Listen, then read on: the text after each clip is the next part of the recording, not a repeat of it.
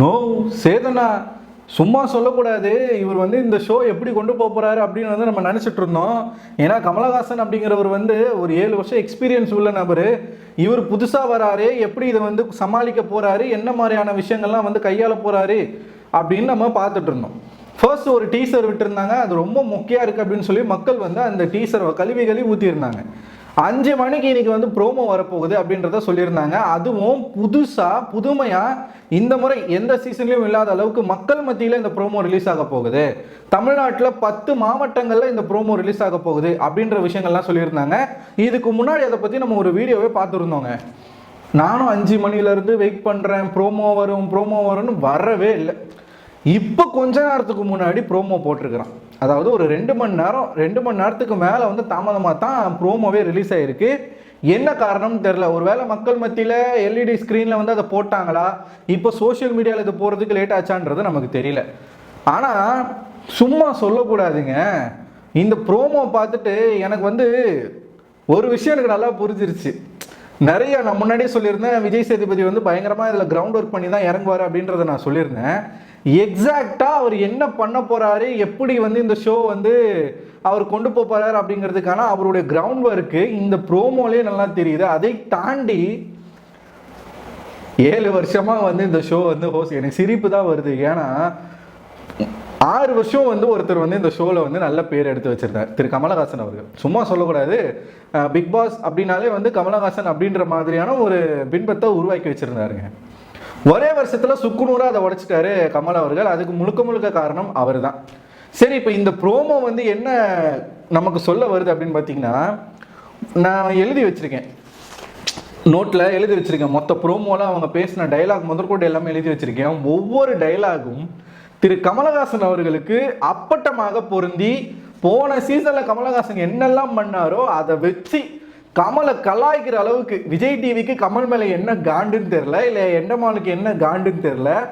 ஏன்னா அவர் வந்து வாண்டடாக நான் இந்த ஷோ பண்ண மாட்டேன் அப்படின்றத சொல்லிட்டார் இல்லையா, ஸோ அவரை நம்பி தான் இருந்தாங்க. அதனால் டைலாக் மொத்தமும் கமலஹாசன் அவர்களை வந்து கலாய்க்கிற மாதிரியும், அவர் பண்ண விஷயங்களெல்லாம் வந்து விஜய் சேதுபதிக்கு மக்கள் சொல்கிற மாதிரியான ஒரு ப்ரோமோவை வந்து காட்டியிருக்கிறாங்க. தம்பி, இவர் பண்ண எதையுமே நீ பண்ணிடாத அப்படின்றது தான் இந்த ப்ரோமோ மூலமாக நமக்கு தெரிய வந்திருக்கக்கூடிய ஒரு விஷயங்கள். ப்ரோமோவில் வச்சு செஞ்சுருக்காங்க கமலஹாசனை. எந்தெந்த இடங்களை வச்சு செஞ்சுருக்காங்க அப்படிங்கிறத நம்ம இன்ச் பை இன்ச்சாக நம்ம பார்ப்போம், சரிங்களா? ஸோ முதல்லையே பார்த்தீங்கன்னா ப்ரோமோ, ஆக்சுவலாக அந்த ப்ரோமோ சூப்பராக இருக்குதுங்க. நான் எக்ஸ்பெக்ட் பண்ணவே இல்லை.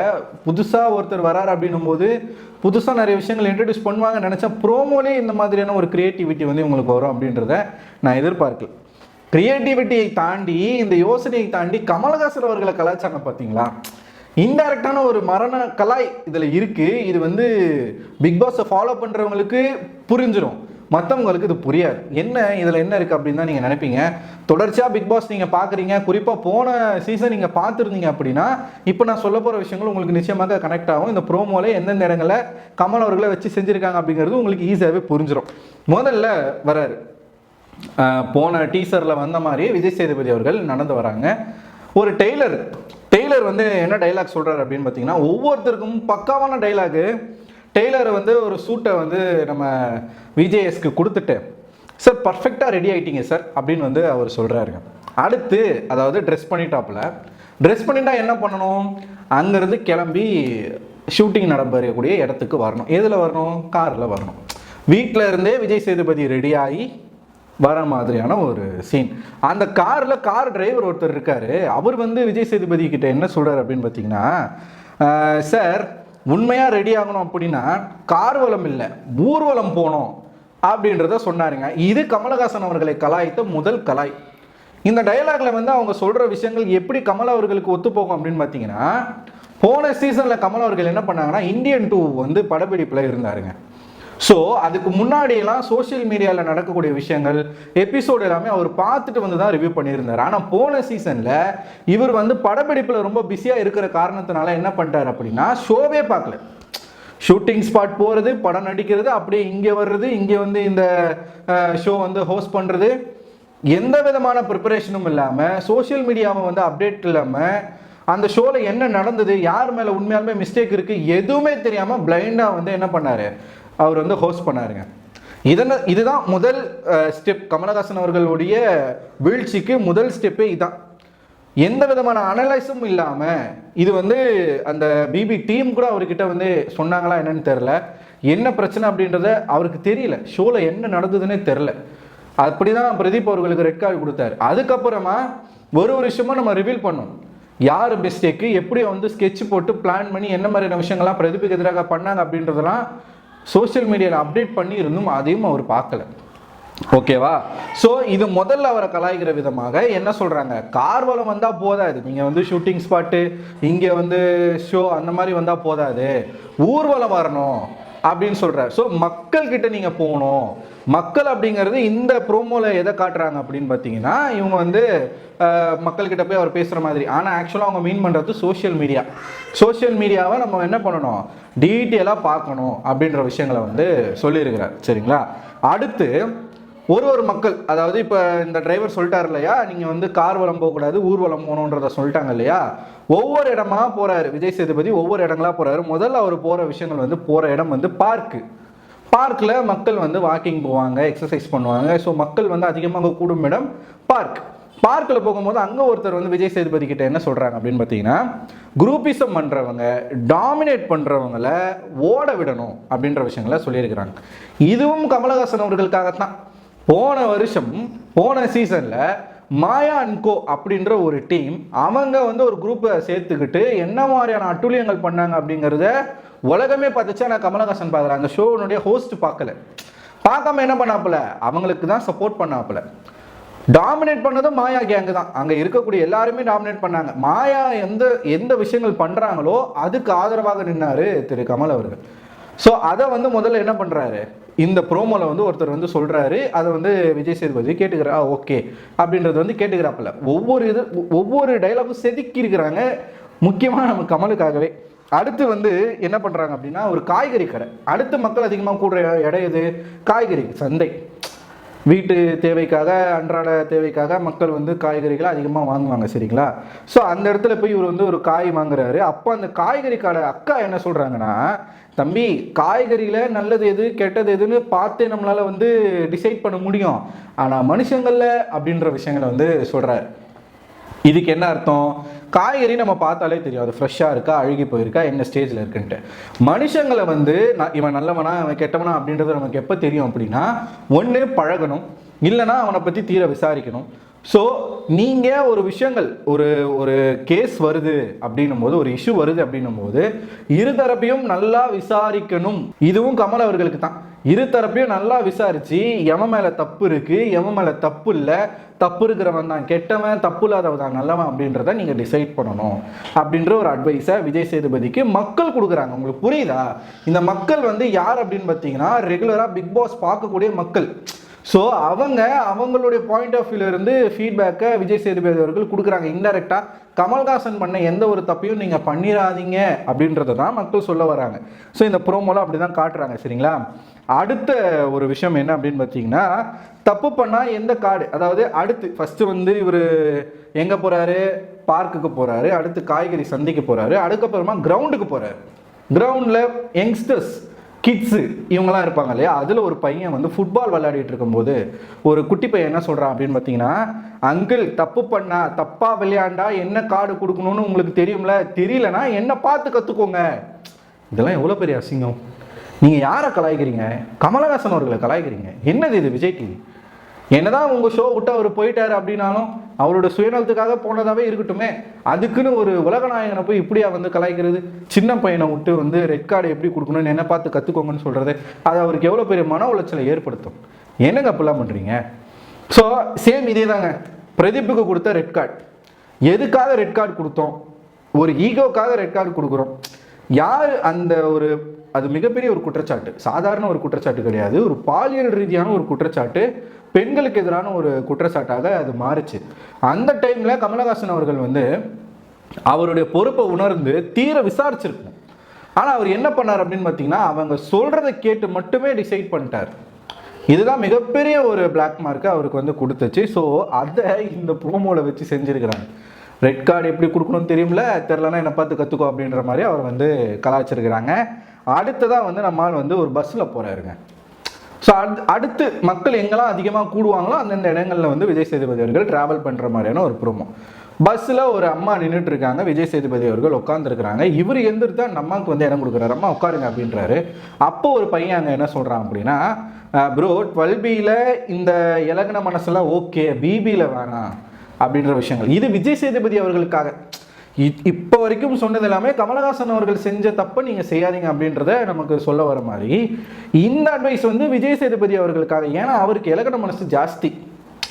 அதனால என்ன பண்ணுவார், சரி தப்பு பண்ணிட்டானா பொழிச்சுப்போ, மன்னிச்சு விட்டுறேன் அப்படின்ற மாதிரி ஆயிராதீங்க. ஸோ ஒரு மிஸ்டேக் அப்படின்னா அது வந்து மிஸ்டேக், அதுக்கு வந்து நீங்கள் வந்து கரெக்டான ஒரு பனிஷ்மெண்ட்டை கொடுக்கணும் அப்படின்றத இவருக்கான அட்வைஸாக இதை வந்து கொடுக்குறாங்க. அதுக்கப்புறமா பீச்சில் ஒரு பஜ்ஜி கடையில் உட்காந்துருக்கிறாரு. அப்போ அந்த பஜ்ஜி போடுற அம்மா என்ன சொல்கிறாங்க அப்படின்னா, இருக்கிறதுலையே பங்கமான கலாய்னா இந்த கலாய் தான். அந்த அம்மா என்ன சொல்கிறாங்கன்னா, தம்பி ஆளுக்கு வந்து ஒரு நியாயம் பேசுவாங்க, நீங்கள் வாழைக்காய் பஜ்ஜி மாதிரி வளவலன்னு இழுக்காமல் மிளகா பஜ்ஜி மாதிரி சுருக்குன்னு வந்து சொல்லிடணும் அப்படின்ற ஒரு அட்வைஸை வந்து விஜய் சேதுபதி அவர்களுக்காக கொடுக்குறாங்க. சரி இதில் என்ன இருக்குது அப்படின்னு வந்து சிலருக்கு யோசனை வரலாம். கமலஹாசன் அவர்களுடைய பேட்டியையும் அவருடைய நிகழ்ச்சிகளையும் தொடர்ந்து பார்க்குறவங்களுக்கு நிச்சயமாக இந்த டைலாக் வந்து கண்டிப்பாக விழுந்து சிரிப்பு தான் வந்திருக்கும். ஏன்னா டைரெக்டாக கமல் அவர்களை தான் குறிப்பிட்டு இந்த அட்வைஸை கொடுக்குறாங்க. ஏன்னா நம்ம கமலஹாசன் அவர்கள் பேசுகிறத நீங்கள் பார்த்துருக்கீங்களா, ஒரு விஷயத்தை ஆரம்பிப்பார். இப்போ ஒரு கேஸ் வருதுன்னு வச்சுக்கோங்களேன், ஒரு சினிமாவில் ஆரம்பித்து எங்கேயோ போவார், தற்பெருமை ஜாஸ்தியாக பேசிப்பார். இஷ்யூனா அந்த இஷ்யூவை பற்றி பேச மாட்டாப்புல, அவர் பேசுறது நமக்கு புரியவே புரியாது, அந்தளவுக்கு பேசி என்ன இஷ்யூன்றதே மறக்கிற அளவுக்கு பேசிடுவாப்புல, மேனிப்புலேட் நல்லா பண்ணுவாப்புல. ஸோ அந்த மாதிரி வளவல கொலன்னு வந்து நீங்கள் பேசாதீங்க. அரை மணி நேரம் பேசுவாருங்க. பார்த்துருக்கீங்களா ஷோ வீக்கெண்ட் எபிசோட் பார்த்துருக்குறீங்களா? டக்குனே நீ வந்து என்னம்மா பண்ண, நீ இதை மாதிரி பண்ணியா, அதுக்கு நீ என்ன பண்ண, நீ இதை பண்ணியா, சரி இதில் நீ பண்ணதான் தப்பு, இல்லை நீ பண்ணதான் சரி அப்படின்னு பேச மாட்டார். இங்கே ஆரம்பித்து அமெரிக்கா ஆஃப்ரிக்கா நான் அங்கே இருக்கையில், நான் 10 வயசில் போகையில், நான் வந்து இந்த படத்தில் இவரோட நடிக்கையில், என் வாழ்க்கையில் இப்படிலாம் போகையில் அப்படின்னு உக்காந்து அருன்னு அறுத்துட்டு கடைசியில் தீர்ப்பு சொல்வாரான்னு பார்த்தா தீர்ப்பு இருக்காதுங்க. நமக்கே சேனை வந்து டிவியை மாற்றுற அளவுக்கு பேசிடுவாப்புல. ஸோ அதை வந்து இங்கே சுட்டி காட்டுறாங்க. இந்த இடத்துல நறுக்குன்னு பேசுங்க, வாழைக்காய் மாதிரி வளவலன்னு இழுக்காதீங்கன்னு சொல்கிறாங்க. அதுக்கப்புறமா மேக்கப் ஆர்டிஸ்ட் எல்லாம் முடிச்சு, மக்களுடைய கருத்து எல்லாமே கேட்டு வந்துட்டாப்புல. ஷோக்கு ரெடி ஆகணும்னா மேக்கப் போடணும். ஸோ அவர் வந்து மேக்கப் ரூமில் உட்காந்துருக்கும் போது அந்த மேக்கப் ஆர்டிஸ்ட் வந்து அவர்கிட்ட கேட்குறாரு, டச்சப் மேன் என்னடா உனக்கு ஏதாச்சும் கருத்து சொல்லணுமா அப்படின்னு கேட்கும்போது அவர் என்ன சொல்கிறார் அப்படின்னு பார்த்தீங்கன்னா, ஆமாம் சார், நிச்சயமாக சார், வீக்கெண்ட் ஆனால் பம்முவாங்க, வீக் டேஸ் ஆனால் வந்து வேறு மாதிரி இருப்பாங்க, பார்த்து உஷாராக இருங்க அப்படின்ற விஷயங்களை வந்து சொல்கிறாப்புல. ஸோ இது வந்து பிக் பாஸில் எல்லா வருஷமும் நடக்கக்கூடிய ஒரு விஷயம் தான். இந்த பிக் பாஸ்லயே இந்த டாக்ஸிக்கான ஆட்கள் இருக்காங்க தெரியுமா, இவங்க எல்லாருமே இந்த வீக் டேஸ்ல வேற மாதிரி இருப்பாங்க. அநியாயம் பண்றது, அட்டுழியம் பண்றது, எல்லா இலவையும் பண்ணிட்டு சாட்டர்டே சண்டே எபிசோடு ஆனால் மட்டும் அப்படியே வந்து தான் ஒரு சாந்தி சொரூபினி மாதிரி தன்னை வந்து காட்டிப்பாங்க. எனக்கு எப்பயுமே அகிம்சை தான் பிடிக்கும், எனக்கு எப்பயுமே அமைதி தான் எனக்கு பிடிக்கும் அப்படின்ற லெவலுக்கு அப்படியே மாறி வேற மாதிரி நடிப்பு வந்து காட்டுவாங்க ஹோஸ்ட் முன்னாடி. ஸோ அதையும் வந்து இங்கே காட்டுறாங்க. வீக் டேஸை தான் நீ பார்க்கணும், வீக்கெண்டில் அவனோட பர்ஃபார்மன்ஸை பார்க்கக்கூடாது, வீக் டேஸில் அவன் என்ன பண்ணான் அப்படின்றத பார்த்து தான் நீங்கள் தீர்ப்பு கொடுக்கணும் அப்படின்ற விஷயங்களை தான் இதுலேயும் சொல்கிறாங்க. இதுலேயும் கமலஹாசன் அவர்களை இன்டெரக்டாக கலாய்க்கிறாங்க. ஏன்னா அவர் தான் எபிசோடே பார்க்கலையே, பார்க்காம வீக்கெண்டில் அவங்க என்ன சொல்கிறாங்களோ அதை வச்சு மட்டுமே தீர்ப்பு கொடுத்துட்டு போயிட்டாப்புல. இவர் எப்படிப்பட்ட ஆளாக மாறிட்டார்னா, மக்களின் குரல், உங்களில் ஒருவன், உங்களின் நான், உங்களுடைய பிரதிநிதி அப்படின்னு சொல்லிட்டு இந்த ஷோவை ஸ்டார்ட் பண்ணவர் போக போக நான் வெறும் ஹோஸ்ட்டுங்க, இல்லை நான் வெறும் பார்வையாளர் தான் அப்படின்ற லெவலுக்கு அவர் வந்து மாறிட்டார். சரிங்களா? ஸோ இது வந்து மற்றவங்க சொன்னது. கடைசியில் விஜய் சேதுபதி அவர்கள் அவரும் வந்து ஒரு டைலாக் வந்து சொல்கிறார், உள்ள மேடையில் ஏறணும் அப்படின்னா களத்தில் இறங்கணும், ஃபஸ்ட்டு களத்தில் இறங்கி என்ன நடக்குது ஏது நடக்குது அப்படின்ற விஷயங்களை வந்து நம்ம பார்க்கணும், அதுக்கப்புறம் உன்னை நீ தயார்படுத்திக்கணும், தெரிஞ்சுக்கணும், அதுக்காக நீ வந்து கடினமாக உழைக்கணும் அப்படின்ற விஷயங்களையும் சொல்கிறேன். இது ரொம்ப ரொம்ப உண்மையான ஒரு விஷயங்க. எந்த ஒரு விஷயமா இருந்தாலும், இந்த ஸ்டேஜ்னு இல்லை, எதுவாக இருந்தாலும் நம்ம வந்து ஒரு விஷயத்தை அடையணும் அப்படின்னா அதை பற்றின விஷயங்களை முதல்ல தெரிஞ்சுக்கணும், அதை பற்றின அனலைஸை நம்ம முதல்ல பண்ணணும், நிறைய விஷயங்களை நம்ம கற்றுக்கணும், கடுமையாக உழைக்கணும், அப்புறமா தான் நம்ம என்ன பண்ணணும், நம்ம அந்த விஷயத்துக்கு போய் நிற்கணும். ஸோ அதை நான் பண்ணியிருக்கேன் அப்படின்றத வந்து அவர் காட்டுறாரு. கடைசியாக அவர் சொல்கிற வார்த்தை என்ன அப்படின்னு பார்த்தீங்கன்னா, உங்களுடைய விருப்பமான ஷோ இன்னும் நெருக்கமாக கொண்டு வர பிக் பாஸ் சீசன் 8 அப்படின்ற மாதிரியான விஷயங்களை சொல்லிட்டு ஆளும் புதுசு ஆட்டமும் புதுசு அப்படின்ற வார்த்தையை சொல்லி முடிக்கிறார். கடைசியில் ஒரு சிரிப்பாக இருப்பாருங்க, அந்த சிரிப்பு தான் ஹைலைட்டு. ஸோ அவர் வந்து சம்திங் சொல்கிறார், இந்த சிரிப்பு மூலமே வந்து வரக்கூடிய கண்டஸ்டன்ஸ்க்கு வந்து சொல்கிறாங்க, நீங்கள் நினச்ச மாதிரியான விஜய் சேதுபதி இங்கே இருக்க மாட்டான் அப்படின்ற விஷயங்களை வந்து அவர் வந்து என்ன பண்ணுறாரு, அவருடைய சிரிப்பிலேயே சொல்லிட்டு போயிட்டார். ஸோ இப்போ வரைக்கும் இந்த ப்ரோமோ வந்து வேற லெவலில் இருக்குது. இந்த விஜய் சேதுபதி அப்படியே கண்டினியூ ஆனார்.